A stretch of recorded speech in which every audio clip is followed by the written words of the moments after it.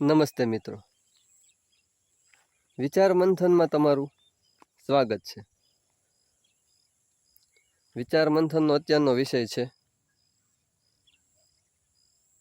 કર્મ કોઈને છોડતું નથી. આપણે જેવા કર્મ કરીશું તેવા ફળ મળે છે, એ આપણને ખબર જ છે. સારા કર્મો કરીએ તો સારા ફળ મળે છે, ખરાબ કર્મો કરીએ તો ખરાબ ફળ મળે છે.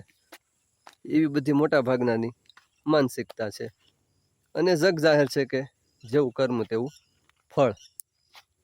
આપણે આના વિશે એક બે ઉદાહરણ યાદ આવે છે મને, તો એ રજૂ કરું છું. દિવસ આથમવા જઈ રહ્યો હતો અને એક યુવાન એક નદીના કિનારે આવે છે. તેના ખભે કાવડ છે. કાવડ એટલે એક એવું લાકડું ટેકવેલું છે તેના ખભે કે એની બંને સાઈડ ઝૂલા બાંધેલા છે અને તેમાં બે વ્યક્તિઓ છે. એ તેના માતા પિતા જ છે. યુવાનનું નામ છે શ્રવણ. પોતાના માતા પિતાને નદીના કિનારે એક જગ્યાએ એક વૃક્ષની નીચે મૂકીને એ નદીના કિનારે જાય છે પાણી ભરવા માટે. એના માતા પિતા તરસ્યા થયા છે અને પોતે પણ ચાલી ચાલીને થાકી ગયો છે. એ યુવાન પોતાના માતા પિતાને તીર્થયાત્રા માટે નીકળ્યો છે, લઈને તીર્થયાત્રા કરાવવા નીકળ્યો છે. અને ફરતા ફરતા આ નદીને કિનારે આવે છે અને એક વૃક્ષની નીચે પોતાના માતા પિતાને ઉતારીને ખાલી ઘડો જે હતો તે લઈને નદી કિનારે જાય છે. ખળખળ વહેતું નદીનું પાણી અને ધરતી ઉપર ભગવાન સૂર્યનારાયણને વિદાય લેવાનો સમય છે. અંધારાના ઓળા ધીમે ધીમે ઉતરવા લાગ્યા છે અને જેવો આ યુવાન પાણીનો ઘડો ભરી રહે છે કે દૂરની વૃક્ષોની ઝાડીમાંથી સનનનનન કરતું એક તીર આવે છે અને આ યુવાનની છાતીમાં ઘુસ કરતું ખૂંપી જાય છે. ભારે દર્દનાક પીડા સાથે આ યુવાન ત્યાં જ ઢળી પડે છે. તીર એના શરીરની આરપાર નીકળી જાય છે. એટલું બધું તીવ્ર ગતિથી આવ્યું હોય છે. થોડી વારમાં તો યુવાનના શરીરમાંથી જ્યાં તીર વાગેલું ત્યાંથી લોહી નીકળવા માંડે છે. પાણીનો ઘડો એક સાઈડ પડ્યો રહે છે. તેના આંધળા માતા પિતા જે આંધળા હતા તેઓ ચાલી પણ શકે એમ નથી, દૂર ઘણા તેનાથી દૂર છે. તેને તો શી ખબર આ બધું આવું થયું છે મારા દીકરા સાથે. અને યુવાન પોતાના મોત અને જીવન અને મોતની વચ્ચે ઝોલા ખાતો નદીના એક પથ્થરની આડશ લઈને કણસતો કહે છે કે મને કોઈ મદદ કરો, મારા માતા પિતાને કોઈ પાણી પાઓ. તેની પીડાનો કોઈ પાર નથી. તીર તેની છાતીની સોંસરવું નીકળી ગયું છે. થોડી વાર પછી દૂરની ઝાડીમાંથી એક મહાપુરુષ જેવો વ્યક્તિ દોડ્યો આવે છે. નજીક આવતા લાગે છે એ કોઈ રાજા છે. એના પહેરવેશ ઉપરથી લાગે છે કે એ કોઈ રાજા છે. અને તે આવીને જુએ છે નદીને કિનારે, તો તેનાથી ઓહો તેને દુઃખ થાય છે આ દ્રશ્ય જોઈને કે ઓહો મારાથી આ શું થઈ ગયું. તે યુવાનની પાસે બેસે છે અને બધું જાણે છે. રાજાને પછતાવો થાય છે કે અજાણતા તેનાથી આ થઈ ગયું. એને એમ કોઈ જંગલી પશુ અત્યારે નદી કિનારે પાણી પીવા માટે આવ્યું છે અને એણે શિકાર માટે તીર છોડ્યું હતું. રાજાએ યુવાનને પોતાનો બધો પરિચય આપે છે કે હું અયોધ્યાનો રાજા દશરથ છું અને હું શિકાર માટે નીકળ્યો હતો. મને નદી કિનારેથી બુડબુડ જેવો અવાજ આવતો હતો. મને એમ કે કોઈ જંગલી પશુ હશે તો મેં તીર છોડ્યું હતું, પણ મને ખબર નહીં તમે હશો એમ. આ બધું જાણે છે, એકબીજાને વાત કરે છે કે એ યુવાન શ્રવણ છે ત્યાં દૂર વૃક્ષ નીચે બેઠેલા તેના માતા પિતા છે, તે પોતાના માતા પિતાને તીર્થયાત્રાએ લઈને નીકળ્યો છે. ત્યારે રાજાના પસ્તાવાનો કોઈ પાર ન રહ્યો. રાજાને ભારે પસ્તાવો થયો કે મારાથી આ શું થઈ ગયું. અને યુવાન સાથે વાતચીત આગળ ચાલે છે. ત્યારે યુવાન કહે છે કે હવે જે થવાનું હતું તે મહારાજ થઈ ગયું, પરંતુ તમે અત્યારે કાર્ય કરો.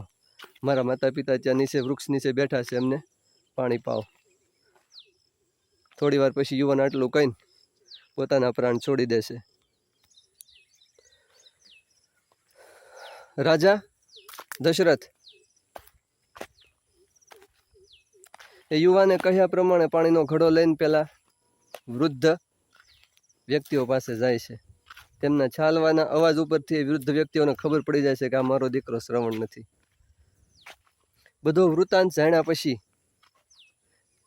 મહારાજ દશરથ એ શ્રવણના માતા પિતાની વાત કરે છે કે મારાથી અજાણતા આ રીતે થઈ ગયું છે, તો તમે કહો આનું કંઈક નિરાકરણ તમે કહો એ પ્રમાણે કરું.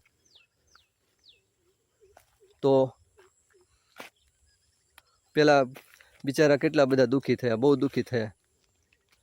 મહારાજ દશરથ એમને પાણી પાવા માટે વિનંતી કરે છે, પરંતુ તેઓ પાણી પીતા નથી. અને આ બધી બીના જાણ્યા પછી, આ ઘટના જાણ્યા પછી તેઓ ભારે દુઃખમાં સરી પડે છે અને મહારાજ દશરથને શ્રાપ આપે છે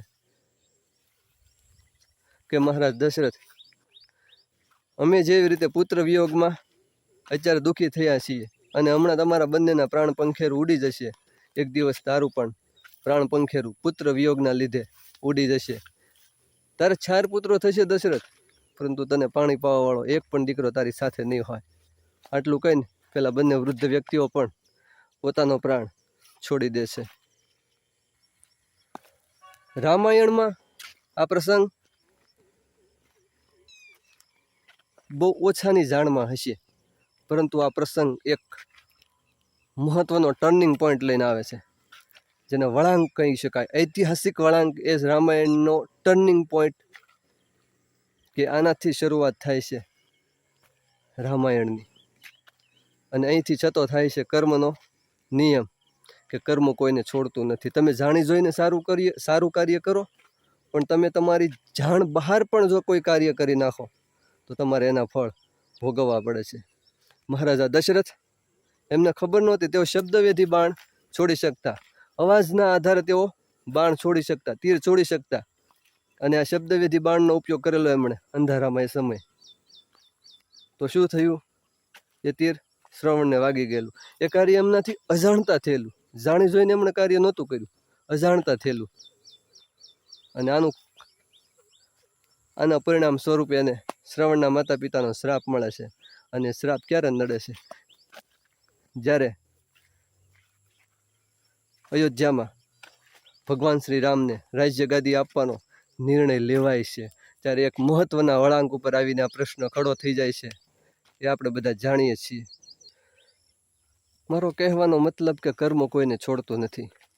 આપણે ખરાબ કર્મો કરવાની વાત તો દૂર રહી, આપણે સારા કર્મો કરીશું, પણ એમાં પણ જો આપણી જાણ બહાર કોઈ ખરાબ કાર્ય થઈ જશે તો આપણે એનું ફળ પણ ભોગવવું પડશે.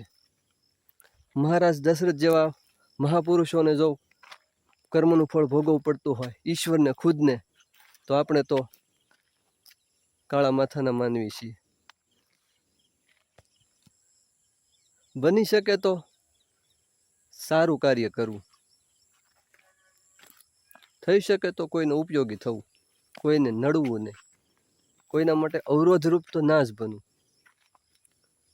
કોઈના માર્ગમાં આવવું નહીં, નડવું નહીં. જેને મદદની જરૂર છે એમને આપણાથી થાય તો એ કહે એ પ્રમાણે મદદ કરવી, પરંતુ એમને કોઈને હેરાન તો ના જ કરવા. કર્મ વિશે ઘણું બધું કહી શકાય તેમ છે, અને આપ બધા જાણો જ છો. આજે આટલું બસ. જય હિન્દ, જય ભારત.